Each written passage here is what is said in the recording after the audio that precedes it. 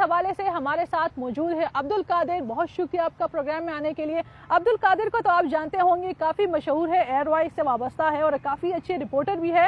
इनसे जानेंगे कि यूट्यूब पर वो कैसे आए। लेकिन सबसे पहले ये बताएं कि आपने यूट्यूब की तरफ कदम क्यों रखा, क्या वजह थी? देखिए, ये एक ऐसी सिचुएशन थी जब मैं देख पा रहा था कि बहुत सारे लोग रिपोर्ट कर रहे हैं टीवी चैनल्स के ऊपर डिफरेंट स्टोरीज, लेकिन उसका बैकग्राउंड समटाइम मिस हो जाता है या वो डिटेल एनालिसिस उस तरह से नहीं हो पा रहा, और समटाइम्स फेक न्यूज़ इतनी ज़्यादा है कि जो रियल सेंस में जो न्यूज़ है ना वो कहीं ना कहीं दब जाती है।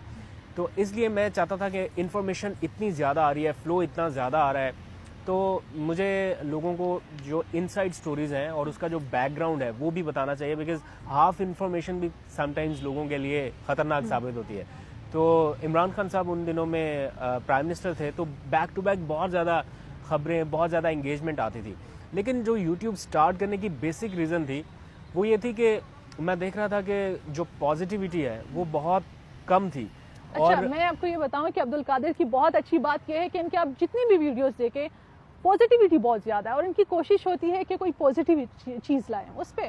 Positive, bright and moving forward Pakistan, ये बेसिक मेरी टैगलाइन थी। और इसी को मैं देखता था कि इतना कुछ हो रहा है प्राइम मिनिस्टर हाउस में, इतनी हैपनिंग्स हो रही हैं पाकिस्तान के लिए, इतना कुछ अच्छा हो रहा है, बट जो मेरी आंखों के सामने हो रहा है, इतनी मीटिंग्स हो रही हैं, इतनी सारी अचीवमेंट्स हो रही हैं, वो उस तरह से मीडिया के ऊपर क्यों हाईलाइट नहीं हो पा रही? क्यों हम सिर्फ पॉलिटिक्स के ऊपर टॉक शोज कर रहे हैं और लोगों को ज़्यादातर चीज़ें डिप्रेसिंग, जो डिप्रेसिव टॉपिक्स हैं उनके ऊपर लेके जा रहे हैं? तो जो अच्छा हो रहा है वो भी तो किसी ना किसी ने बताना है या नहीं? अब बिल्कुल अच्छी चीज़ें बिल्कुल नीचे रह जाती हैं।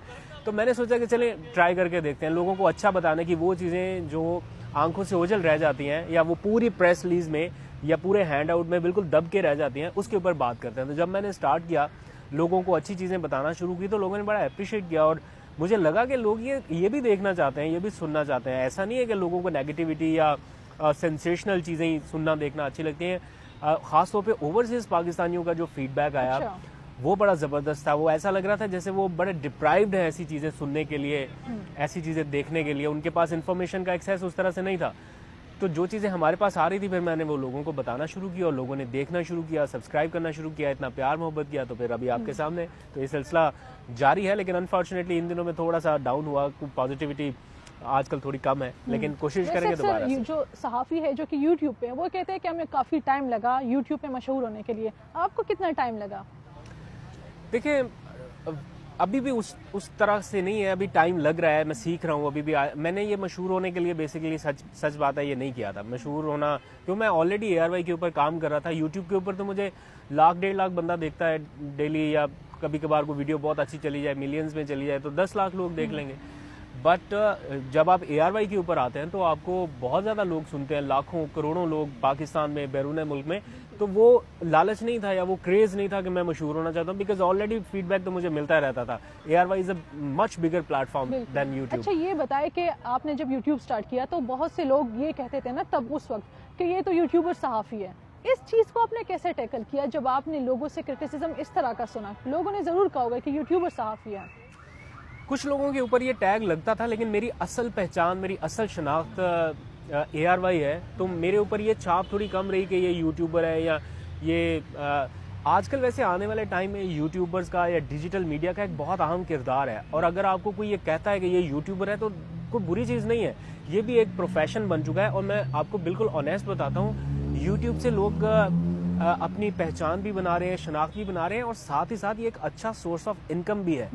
आप जितना रिवायती तरीकों से कमा पा रहे हैं उससे 10 to 15 to 20 to 30 टाइम्स ज़्यादा आप यूट्यूब से भी अर्न कर सकते हैं। तो अगर आप लिफाफे नहीं ले रहे हैं और अगर आप हक हलाल से बैठ के अपनी मेहनत से अपने एक स्किल है आपके पास कि आप अच्छा बोल सकते हैं, लोग आपको देख सकते हैं और आप सच्ची बात बता सकते हैं, तो आप इस प्रोफेशन में आए। आपको किसने रोका है? और अगर आपको कोई यूट्यूबर बोलता है तो ये कोई गाली थोड़ी है। अच्छा, नौजवान नस्ल के लिए क्या कहेंगे जो कि यूट्यूब पे आना चाहता है या यूट्यूबर बनना चाहते हैं? तो कौन से ऐसे स्टेप्स होंगे कि वो उनको फॉलो करे तो अच्छे यूट्यूबर बन सकते हैं और काफ़ी अच्छे लाइक्स व्यूज़ ले सकते हैं? कौन से ऐसे स्टेप्स होंगे? देखिए, जो नए लोग आ रहे हैं ना, वो शायद ये समझते हैं कि सारा पॉलिटिक्स ही यूट्यूब है।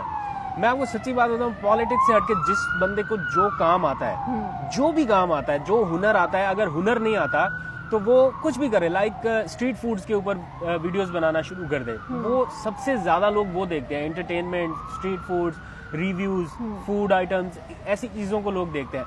Politics is the least category जिसको लोग सुनते देखते हैं। अगर मुझे आज मौका मिले जीरो से स्टार्ट करने के लिए, तो मैं बिल्कुल एक ऐसा यूट्यूबर बनूं जो लोगों को एंटरटेनमेंट या ये क्या कहते हैं, आप मुझे भी काफी इंकरेज करते हैं कि यूट्यूब स्टार्ट बिल्कुल एग्जैक्टली मैं यही चाहता हूँ कि अगर जरूरी नहीं है कि आपने सिर्फ पॉलिटिक्स के ऊपर आएंगे तभी आप यूट्यूबर्स हैं, या आप इमरान खान या सियासत के ऊपर बात करेंगे। देखें, लोग जब सुनते हैं, आपको देखते हैं, तो वो ये समझना जानना भी चाहते हैं कि आप जो बात बता रहे हैं आपके पास क्या ऑथेंटिसिटी है, क्रेडिबिलिटी है, कि आप जो कह रहे हैं वो ठीक है, आपके पास उस बैकग्राउंड इन्फॉर्मेशन के बारे में सब कुछ पता है आपको।